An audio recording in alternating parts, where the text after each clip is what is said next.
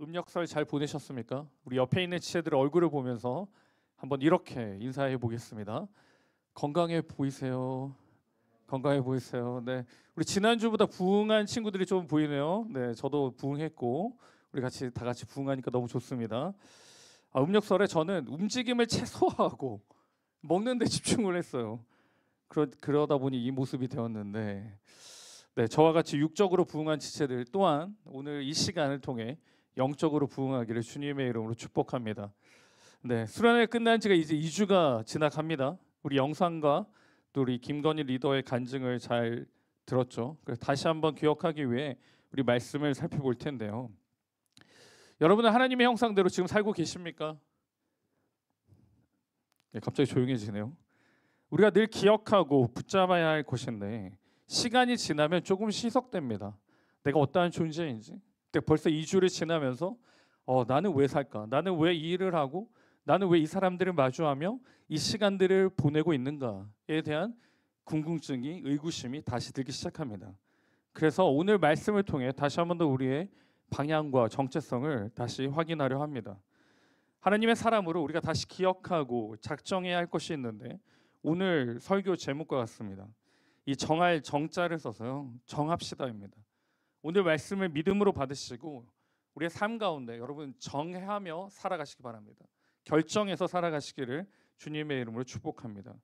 하나님께 속한 사람들이 성경책에 많이 기록되어 있습니다. 그 중에 오늘 바로 다니엘입니다. 다니엘은 고레스 왕 원년까지 살았고요. 다니엘 1장 4절에 보시면 그를 이렇게 소개합니다. 모든 지혜에 능숙한 사람이다라고 소개하고 있습니다. 알고 있듯이 이제 다니엘의 이름이 바벨론식으로 바뀌게 되는데 1장 7절에 보시면요. 환관장이 그들의 이름을 고칠 때 다니엘은 베드사살로 고치게 됩니다. 이들이 지금 바벨론에 끌려와 있잖아요. 이게 왜 이렇게 됐는가? 바벨론에 1차 침공이 있었습니다. BC 605년경에 잡혀가지고 포로로 지금 상태로 나타나는 거죠. 이 나라가 망했습니다. 미래가 없고 비전도 보이지 않죠. 그때 본문 4절에 보시면요. 곧 흠이 없고 용모가 아름다우며 모든 지혜에 통찰하며 지식에 통달하며 학문에 익숙하며 왕궁에 설 만한 소년을 데려오게 하였고 그들에게 갈대아 사람의 학문과 언어를 가르치게 하였다라고 말합니다. 그들이 선택받았고 이 바벨론의 왕국에서 훈련받고 일할 기회를 얻게 됩니다. 이 굉장한 기회죠. 굉장한 축복입니다. 그런데 포로이기 때문에 자신들이 내세울 자격과 말과 어떠한 언행이 없습니다. 그냥 정해진 프로그램에 순응하고 그 시간들을 보내어야 합니다. 그런데 이 다니엘을 보면요. 마지막까지 지키고 있었던 게 있습니다. 끝까지 붙잡고 있었던 게 있는데 그게 무엇이냐? 믿음과 신앙입니다. 다니엘은 내가 포로임에도 불구하고 내가 약자이고요. 내가 내세울 거 아무것도 없는 상태임에도 불구하고 그는 끝까지 믿음과 신앙을 지킵니다. 오늘 믿음의 선배인 이 다니엘이 세상에서 어떻게 큰 환난 가운데 있고 포로로 끌려가 있고 자신은 힘없고 패배한 자인데 어떻게 이 믿음과 신앙을 지켜가는가? 어떻게 살아야 되는지를 오늘 본문은 우리에게 알려줍니다. 오늘 저와 여러분도 마찬가지입니다. 교회에서는 좋은 것 같아요. 옆에 있는 지체들 보세요. 교회 있으니까 참 괜찮죠? 네, 괜찮습니다. 이렇게 잘 사는 것 같아요. 근데 여러분 세상에 나가면 어때요? 네, 세상에 나가면 교회와는 좀 다릅니다. 굉장히 힘들고 어렵고 지치고 주눅들고 뭔가 약간 의기소침해져 있고 그렇죠? 똑같습니다. 그 땅에서 어떻게 신앙을 지키고 믿음을 지키며 살아가는가? 다니엘과 여러분의 삶을 비교해 보세요. 다니엘은 훨씬 더 여러분 아주 비참한 상태입니다. 그럼에도 그가 끝까지 굽히지 않는 거죠. 어떻게 이게 가능했을까? 첫 번째는 그가 마음을 정했습니다. 마음에 결정했어요. 우리가 살면서 마음을 정하는 날들이 있습니다. 새해 첫 주까지 뭐를 하고 결정을 합니다. 여러분 그 계획을 다 잘 지키고 계십니까? 성경 일독을 하겠다. 창세기를 넘어갔나요? 뭘 하겠다는 건 결단을 합니다. 그런데 그게 그렇게 오래 가지 않아요.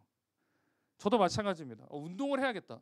라는 마음은 늘 가지고 있지만, 개척 초기부터 있었지만 지금도 아직 등록을 못했어요. 마음만 있습니다. 마음 정하는 것을 지키는 게 어려운데 마음 정한 걸 지키는 방법이 있습니다. 굉장히 간단한데요. 지키는 건 뭐냐면 힘들면 지켜집니다. 힘들면. 내가 결정한 걸 힘들게 해봐야 돼요. 내가 성경을 읽겠다, 일독을 하겠다 그러면 해내면 됩니다. 내 몸이 힘들고 내 시간이 힘들어내면 가능합니다. 그걸 지켜낼 수가 있습니다. 오늘 다니엘이 믿음의 도전과 신앙의 도전을 받습니다. 이 너무 사사로운 것인데요. 음식에 관한 겁니다. 음식. 1장 5절에 보시면 또 왕이 지정하여 그들에게 왕의 음식과 그가 마시는 포도주에서 날마다 쓸 것을 주어 3년을 기르게 하였으니 그 후에 그들은 왕 앞에 서게 될 것이더라. 포로 출신으로요. 왕의 식탁이 함께합니다.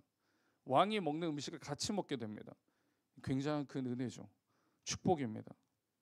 그리고 그 포도주를 마시게 됩니다. 그러니 더 잘 보이고 더 규례와 거기에 법도에 맞추어서 순응하며 살면 됩니다. 그러면 자신의 미래는 아주 탄탄대로겠죠. 그런데 그가 왕의 음식을 거부합니다. 왕의 음식을 거부한 이유가 두 가지로 추격할 수 있는데, 첫째는 왕의 음식은 부정한 음식이었기에 그렇습니다. 모세의 율법에 따르면 레위기 11장에 등장하는 부정한 음식이다라고 기록합니다. 낙타, 사반, 토끼, 돼지 등 이게 바로 부정한 음식이죠. 그 왕의 식탁에 나오는 음식들이 바로 이런 음식이었고, 당시에는 그 고대 근동에서는 피를 빼지 않은 채 먹었다라고 합니다. 그러니까 레어로 먹은 거죠. 레어 먹은 겁니다. 그 부정한 거죠. 여러분, 레어를 좋아하는 여러분 감사하시기 바랍니다. 그때 태어나서 못 먹었어요. 네, 피채 먹은 건 그게 부정하다라고 기록합니다. 두 번째는 이 음식들 대부분은 바벨론 신전의 제의로 드렸던, 제사 드렸던 음식입니다. 그러니 당연히 하나님 앞에서 이 음식을 먹을 수가 없는 거죠. 바로 죄가 됩니다. 그래서 그 자리에 있는 모든 사람들은 왕이 베푼 음식을 먹어야 했고, 그리고 왕이 제정한 대로 지켜 행해야 했습니다. 그러나 다니엘은 그렇지 않습니다. 8절에 보시니까요. 8절을 우리 같이 한번 읽을까요? 시작. 다니엘은 뜻을 정하여 왕의 음식과 그가 마시는 포도주로 자기를 더럽히지 아니하리라 하고 자기를 더럽히지 아니하도록 환관장에게 구하니. 제가 세 번역으로 읽겠습니다. 다니엘은 왕이 내린 음식과 포도주로 자기를 더럽히지 않겠다고 마음을 먹고 환관장에게 자기를 더럽히지 않을 수 있도록 해달라고 간청하였다라고 얘기합니다. 여기서 환관장은요, 당시 내시들을 관장하는, 관리하는 관원입니다. 그래서 굉장히 권위가 있는 사람이죠. 이 사람에게 나이 어린 소년이, 그것도 포로로 잡혀간 사람이 자기의 뜻과 주장을 나타내고 있습니다. 근데 대단한 결이죠. 대단한 결단입니다. 왜 이렇게 할 수 있었을까요? 마음을 정했기 때문이죠. 마음을 정했습니다. 어떤 마음을 정했을까요? 바벨론을 두려워하고 사는 게 아니라 우리 나라를 망하게 한 이 이방 민족을 선택하고 두려워 사는 게 아니라 기꺼이 하나님을 두려워하며 살겠다라고 결정했기 때문에 그렇습니다. 여러분에게도 많은 시간들과 많은 시련들 가운데 이 정해야 될 타이밍들이 옵니다. 여러분 어떤 걸 정하시겠습니까? 나보다 더 힘이 있고 능력이 있고 더 많은 것을 보인 이 세상과 나를 넘어뜨려가는 이 하나님을 배척하는 이 사람들 가운데 여러분 어떤 걸 선택하시겠습니까? 내 마음이 정해져야 됩니다. 하나님을 두려워함으로 살기로 다짐했기 때문에 보이지 않는 거죠. 그들이 크고 위대한 것은 하나님 앞에 아무것도 아닙니다. 그러니 뜻을 정하고 결단합니다. 바로 신앙과 믿음을 지키기로 결단한 거죠. 흔들리지 않습니다. 여러분, 뜻을 정해야지 흔들리지 않아요. 내가 이 세상에서 어떻게 살 것인지를 정해놓고 달려가야 합니다. 그 뜻이 정해지지 않기 때문에 무너지고 넘어지고요. 계속해서 나는 포기하고 내어놓게 됩니다. 그러니 휩쓸려 가는 거죠. 뜻을 정하지 않기 때문이죠. 다니엘이 이렇게 할 수 있었던 건 분명히 말씀에 나오잖아요. 다니엘이 뜻을 정하여, 뜻을 정하여, 분별하여, 어떤 것이 맞는지를 분별하여, 어떤 것이 더 나에게 유익하고 필요한지를 정하여. 여러분에게 어떤 것이 더 필요하고 유익합니까? 하나님입니까? 아니면 내가 원하는 것입니까? 여러분도 뜻을 정하세요. 이도 저도 아니게 가지 말고요. 하나님을 정하고 그 하나님 앞에 뜻을 정하여 이 세상에서 담대함으로 살아가시기를 주님의 이름으로 축복합니다. 그게 여러분의 정체성이에요. 그게 믿는 사람들의 정체성입니다. 뜻을 정하여 하나님 앞에 하나님만을 바라보며 하나님으로 살기로 정하고 살아가는 사람들, 그 사람들이 바로 그리스도인이에요. 그러면 어떠한 시험과 위협과 어떠한 유혹에도 넘어지지 않습니다. 뜻을 정하시기 바랍니다. 뜻을 정하세요. 하나님 안에 산다는 건, 뜻을 정해서 하나님과 이 세상에서 살아간다는 건 무슨 뜻이냐? 불편함으로 살겠다는 뜻입니다. 여러분, 불편함으로 살겠다는 의지가 있어야 돼요. 내가 하나님을 선택한다는 불편합니다. 우리 건일 리더가 고백했잖아요. 내가 그리스도인 살아가는데 어디까지 내가 이해하고 수용하고 받아줘야 되나? 세상 사람들은 받아주지 않습니다. 세상 사람들은 표시하죠. 표출합니다. 그러나 여러분, 우리는 기꺼이 불편함을 감수하는 사람들이에요. 왜? 하나님을 바라보며 살기 때문이죠. 세상에 부딪히기 때문에 힘들고요. 세상에 부딪히니까 어려운 겁니다.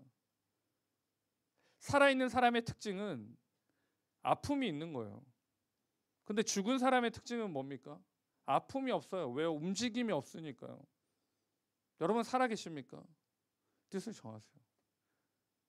기꺼이 하나님 앞에, 기꺼이 하나님과 이 세상에 살아갈 때 불편함을 감수한다는 의지를 가지고 뜻을 정하시기를 주님의 이름으로 축복합니다. 다니엘은 뜻을 정했다. 이제 나도 뜻을 정하고 우리도 뜻을 정하여서 이 세상에서 흔들리지 않고 담대함으로 살아가는 우리 모두가 되기를 주님의 이름으로 축복합니다. 아멘. 두 번째는 삶을 정합니다. 여러분, 이제 삶을 정해요. 내 삶을 정해야 됩니다. 내 삶의 방향과 내 삶의 가치를 정해야 합니다. 나는 어디를 향하여 달려가는가? 나는 무엇을 향해 달려가는가? 그게 중요합니다. 나의 정확한 스탠스를 유지해야 돼요. 이도 저도 아닌 게 아니라 모호하게 가는 게 아니라 내가 정말 어떤 방향으로 갈지를 결정해야 합니다. 다니엘이 마음을 정하고요, 환관장에게 구하는데 누가 일하실까요? 뜻을 정해서 뜻대로 살기로 결심하고 하나님을 바라보며 나아갔을 때 누가 일하실까요? 9절인데요. 9절 말씀입니다. 하나님은 다니엘이 환관장에게 호의와 동정을 받도록 해주셨다. 하나님께서 개입하셨어요. 하나님께서.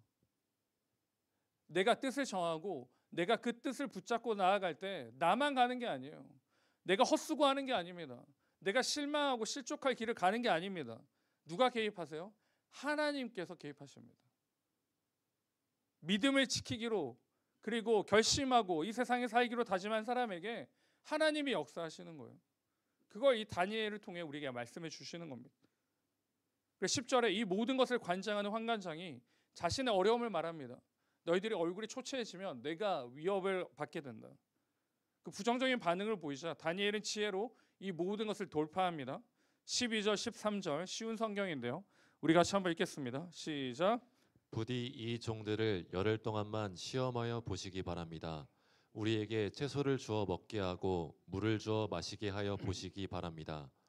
그런 다음에 우리의 얼굴빛과 왕이 내린 음식을 먹는 젊은이들의 얼굴빛을 비교하여 보시고 이 종들의 요청을 처리하여 주시기 바랍니다. 아멘. 왕의 진미를 먹은 사람들과 채소만 먹은 우리와 비교해 보자라고 이야기해요. 어느 쪽이 더 나은지를.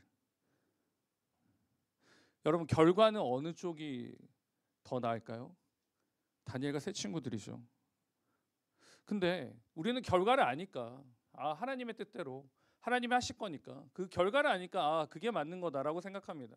그런데 다니엘이 이걸 알았을까요? 내가 채소만 먹어도 얼굴이 윤택해지고 저 사람들보다 더 내가 잘된 것처럼 더 건강하게 갈 수 있다고 생각했을까요?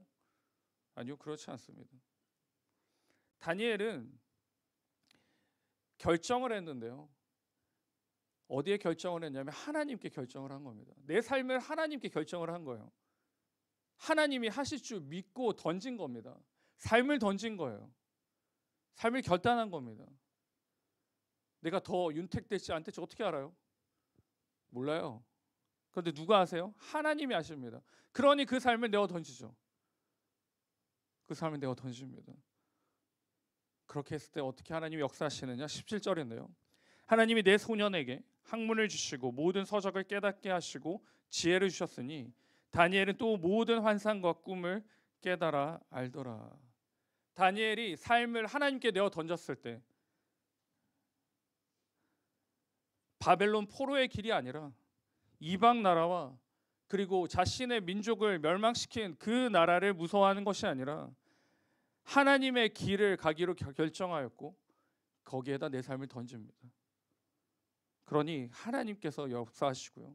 하나님께서 인도하십니다. 다니엘은 삶을 정했습니다.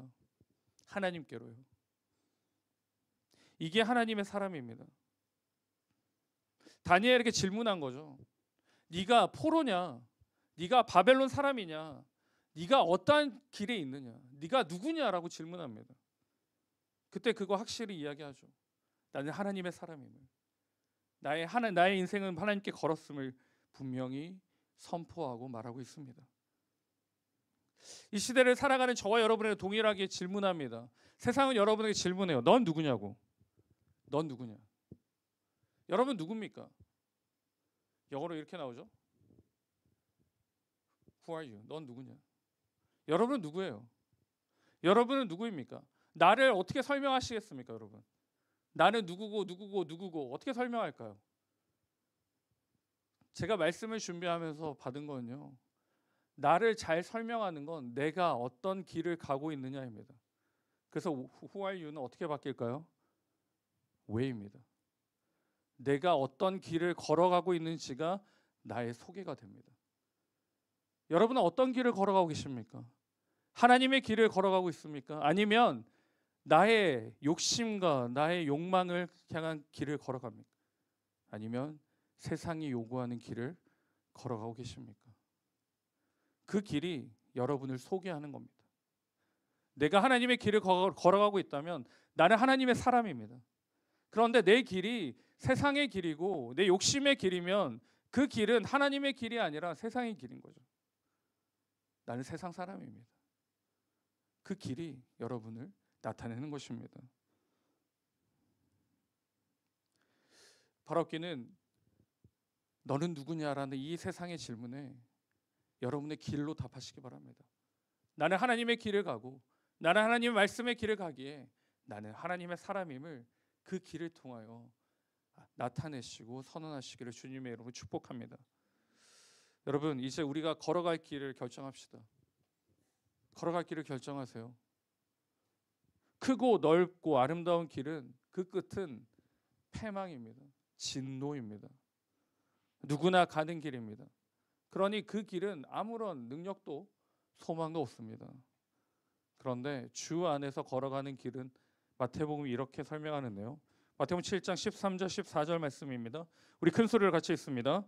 좁은 문으로 들어가라. 멸망으로 인도하는 문은 크고 그 길이 넓어 그리로 들어가는 자가 많고 생명으로 인도하는 문은 좁고 길이 협착하여 찾는 자가 적음이라. 아멘. 우리가 걷는 길이 우리를 소개합니다. 좁은 길로 가기를 결정하세요. 그 길은 생명의 길입니다. 세상이 조롱하고 세상이 우리를 힐난하고 세상이 우리를 무시할 수 있습니다. 그런데 여러분 그 세상의 눈에 너무 신경 쓰지 마세요. 우리는 누구만 신경 쓰면 돼요? 하나님만 신경 쓰면 됩니다. 하나님과의 그 관계만 바라보고요. 그 관계 안에서 우리의 세상의 삶들을 다 해석하고 돌파해내게 되는 것입니다. 사랑하는 여러분 말씀을 맺겠습니다. 여러분 정합시다. 하나님의 사람으로 하나님의 경험으로 살아가는 내 삶이 되기를 정말 결정하시기 바랍니다. 내 삶의 길이 나의 믿음의 선포가 되고 내 삶의 길이 내 신앙의 능력이 되고 내 삶의 길이 내 믿음의 선언이 되는 그 청년의 길을 그 하나님의 사람의 길을 걸어가는 우리 모두가 되기를 주님의 이름으로 축원드립니다. 아멘. 우리 같이